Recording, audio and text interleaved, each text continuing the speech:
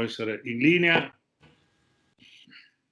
con il sindaco di Gemona, Roberto Revena. Benvenuto qui al Punto a Telefriuli. Allora, innanzitutto, come siamo a Gemona? Qual è la situazione generale?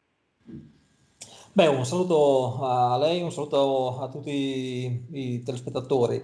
Beh, la situazione generale un po' rispecchia quello che è l'andamento, se parliamo di Covid ovviamente l'andamento insomma, della nostra regione, i numeri sono per fortuna in calo, ci auguriamo che il trend prosegua in questa direzione nonostante insomma, la preoccupazione per alcune varianti di cui si sente parlare in quest'ultimo periodo, ma auspichiamo che insomma procedano speditamente soprattutto i piani di vaccinazione, perché questa è veramente la chiave in questo momento per uscire quanto prima da questa emergenza.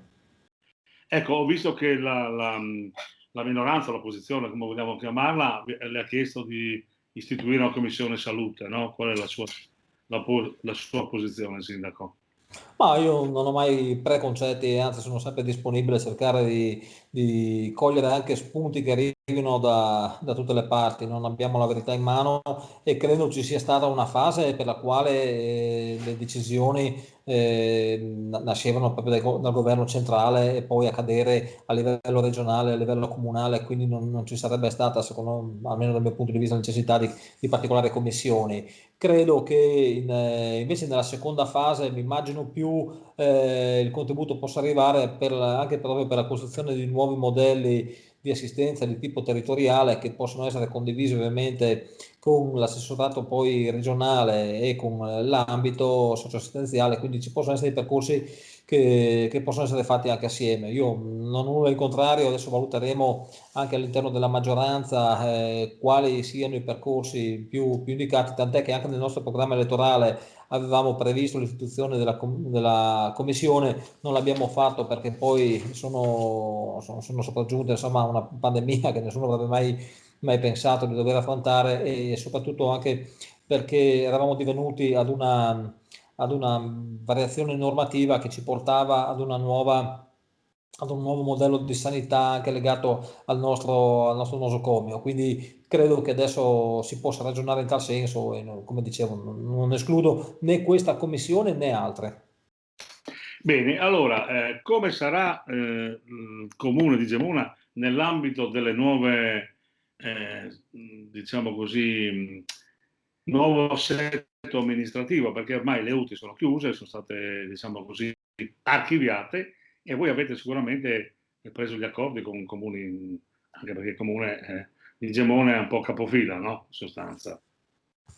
Ma credo, insomma, non siamo entrati, allora, premesso che non eravamo nell'UTI precedente, siamo Mm. invece entrati nella comunità per volontà proprio politica e quindi c'è stata un'apertura al territorio proprio da parte dell'amministrazione comunale e credo che si stia lavorando anche molto bene con tutti gli altri comuni qui vicini.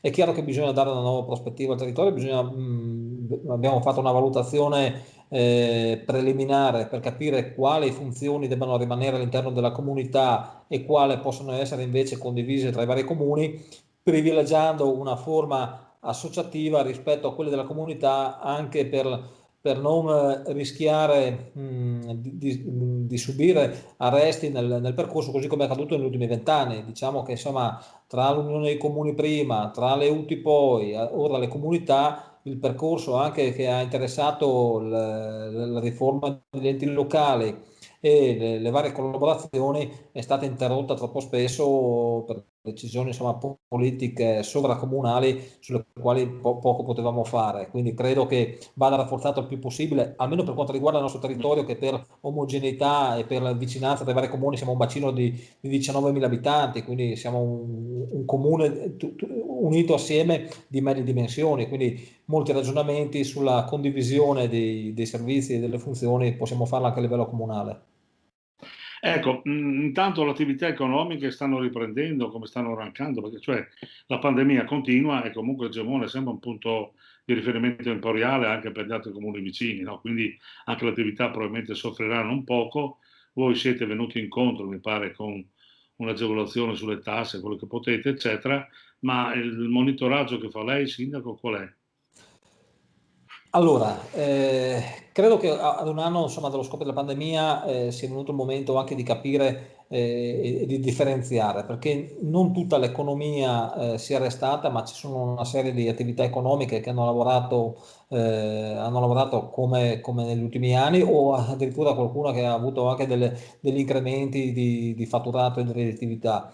Nel nostro caso, come c'è da dire, insomma, nel resto dell'Italia, ma a questo punto credo del mondo, ci sono dei settori che invece sono veramente penalizzati e dai quali bisogna rivolgere la massima attenzione, e mi riferisco in particolare al settore della ristorazione, del bar, le attività sportive, le palestre, cioè i cinema, i teatri. Ci sono veramente una serie, e non voglio dimenticarne nessuno perché ci sono veramente molti quelli che sono effettivamente penalizzati dalle chiusure obbligate, e quindi credo che questi settori siano quelli che necessitano di maggiori ristori, fino ad oggi arrivati senz'altro in misura inadeguata, e quindi su questi bisogna intervenire. Il Comune di Gemona non si è limitato, assieme anche ad un contributo regionale, a ridurre alcune quote legate alla tassa rifiuti, per esempio, nello scorso anno, l'occupazione suolo pubblico, ma anche, credo sia stato forse uno dei primi in regione, se non il primo, a pensare anche al post-Covid con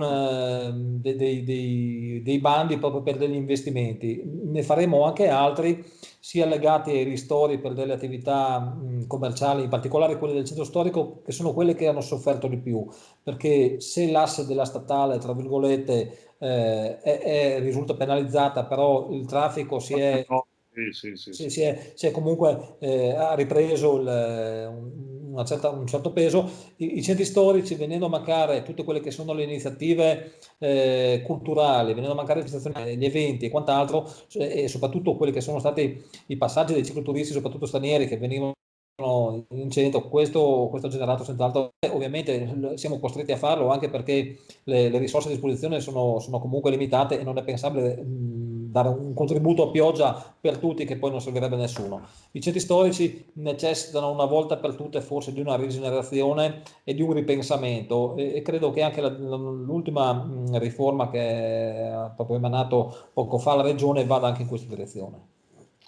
Ecco, innanzitutto poi avete pensato che i lavori in corso continuano, cioè il vostro progetto dei lavori pubblici, degli investimenti, per esempio, avete consegnato già una scuola, no? E state lavorando per i torrenti, insomma, ci spiega un momentino a che punto sono i lavori, perché mi pare che stanno continuando ad alimentare un po' anche quel minimo di economia che si può alimentare, no?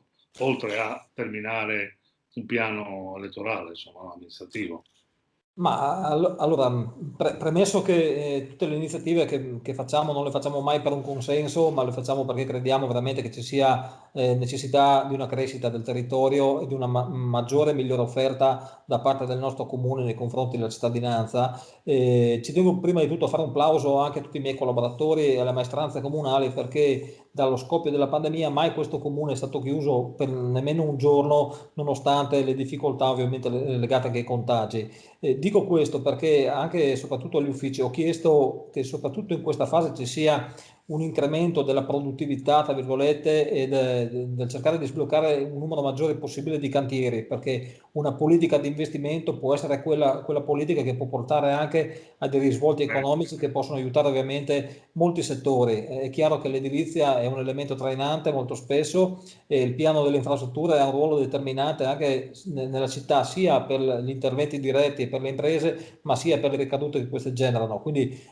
abbiamo accelerato su diverse procedure, andremo in appalto credo entro metà anno per la costruzione di nuove palestre, e parliamo di investimenti oltre 3 milioni. Stiamo attendendo dei decreti per poter avviare la progettazione di un nuovo plesso scolastico per la scuola media, la scuola elementare abbiamo appena ottenuto un contributo per la progettazione, e ci sono diversi cantieri proprio che dovrebbero partire da qui ai prossimi mesi. Il piano delle opere pubbliche è ambizioso, ma è tutto finanziato, quindi ci auguriamo che il 2021, nella seconda metà, e il 2022 siano anni in cui partiranno molti cantieri e molti lavori per la città.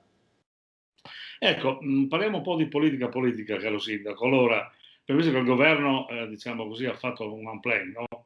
Lega, Sinistra e PD, insomma, sono tutti dentro e tutti hanno questa responsabilità di uscire da questo di aiutare a uscire da questa pandemia, no?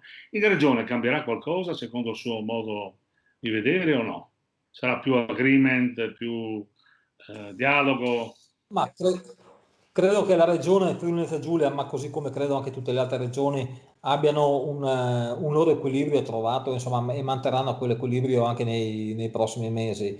L'augurio da parte mia ha detto bene che insomma c'è stata una massima condivisione, non totale, ma senz'altro importante a livello nazionale. Mi auguro che ci sia veramente un rafforzamento da parte di tutti i partiti in questo momento di pensare al bene dell'Italia e non al bene dei partiti. Questo è l'invito, insomma, che rivolgo a tutta la politica nazionale, perché c'è veramente bisogno di un cambio di passo per la nostra nazione, che potrebbe essere ai vertici mondiali e invece molto spesso rincorriamo per superare, insomma, il livello minimo della sufficienza. Sì, effettivamente ha ragione, io dico sempre che noi siamo una nazione molto competitiva, come uno che fa i 100 metri con in saccoccia due mattoni, ma è questo il problema. Allora, senta, in chiusura, quindi ci sarà magari una composizione tra voi sindaci della regione, l'ANCI, insomma, per queste aree vaste o province, troverete una soluzione, perché se ne parla poco, se ne parla nei corridoi, qualcuno, diciamo così, non ha l'ardire di parlare di queste nuove province che potrebbero anche dividere o chissà, magari accendere un nuovo dibattito politico anche molto interessante, peraltro.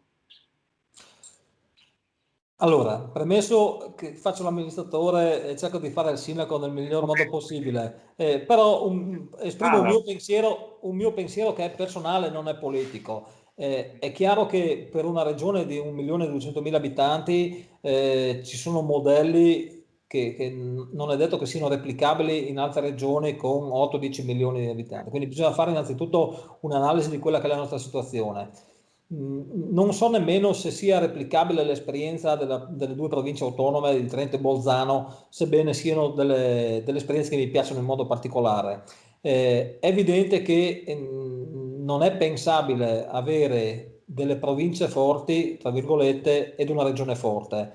Determinate competenze devono assolutamente scendere verso il basso dal mio punto di vista, cioè non si possono pensare ad ulteriori enti intermedi mantenendo una situazione come quella attuale. Allora, o la regione si occupa in maniera simile a quella ciò che avviene nella regione Trentino-Alto Adige della parte legislativa e poi la parte operativa scende verso il basso, che è un modello che secondo me potrebbe anche funzionare.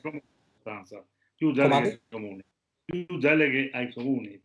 Senz'altro ai comuni o agli enti intermedi, soprattutto quelle di operatività. Non è possibile oggi che la regione si occupi anche di semplici contributi o pratiche da 1.500 euro, da 2.000 euro, cioè, e poi ci sono dei percorsi burocratici che oggi molto spesso portano ad avere un costo del procedimento maggiore alle risorse stanziate. Quindi alla fine qualcosa bisognerà rivedere, anche nel sistema del welfare e degli aiuti per le famiglie.